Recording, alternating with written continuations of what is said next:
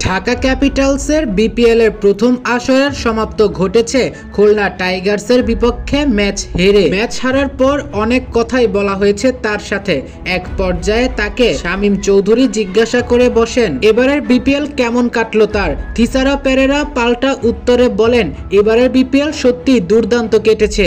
আশা করছি আমার দল ঢাকা ক্যাপিটালসের সাথে আবারও আমার দেখা হবে লঙ্কান প্রিমিয়ার লিগে। তিনি জানান তারা লঙ্কান প্রিমিয়ার লিগে দল কিনতে মরিয়া হয়ে আছে এবং এসএলসি অর্থাৎ শ্রীলঙ্কান ক্রিকেট বোর্ড নাকি তাদেরকে দল দিতে রাজিও হয়ে গিয়েছে। তিনি বলেন, আশা করি এই দলটির সাথে আমার আবারও দেখা হবে লঙ্কান প্রিমিয়ার লিগে। কুমিল্লা ভিক্টোরিয়ান্সের পর বিপিএল এ আমি যে কয়টা টিম এক্সপিরিয়েন্স করেছি তার মধ্যে ঢাকা ক্যাপিটালস ছিল অন্যতম সেরা। তাদের প্রফেশনালিজম দুর্দান্ত ছিল। পুরো ম্যানেজমেন্ট গ্রুপ ছিল ফ্রেন্ড সার্কেলের মতো।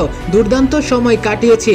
তাদের প্যাশনের দেখে মনে হচ্ছে তারা লঙ্কান প্রিমিয়ার লিগের দলটা পেয়ে যাবেন। পাবেনই না কেন? বাংলাদেশের সেরা মুভি সুপারস্টার শাকিব খানের দল বলে কথা। আশা করব লঙ্কান প্রিমিয়ার লিগে আমার দলের সাথে আবারও দেখা হবে। শামীম চৌধুরীকে এমনটাই বলে চলে গিয়েছিলেন থিসারা পেরেরা। যদিও এলপিএল এর দল নিতে পুরোদমে চেষ্টা করছে ঢাকা ক্যাপিটালস, এটা বিপিএল শুরু হওয়ার আগে ঢাকার সিইও আতিক ফাহাদ বলেছিল। কিন্তু বিপিএল এর শেষ ম্যাচে শাকিব খান যখন মাঠে ছিল তিনিও একই কথা জানিয়েছেন। তারা শুধু বিপিএল এ আটকে থাকতে চান না, তারা এলপিএল, গ্লোবাল কানাডা লিগ এবং টি10এও দল কিনতে পুরোদমে প্রস্তুত হয়ে আছেন। সুযোগ পেলে নেপাল প্রিমিয়ার লিগের মতো অনেক লিগেই দল কিনতে চান ঢালিউড সুপারস্টার শাকিব খানের ঢাকা ক্যাপিটালস।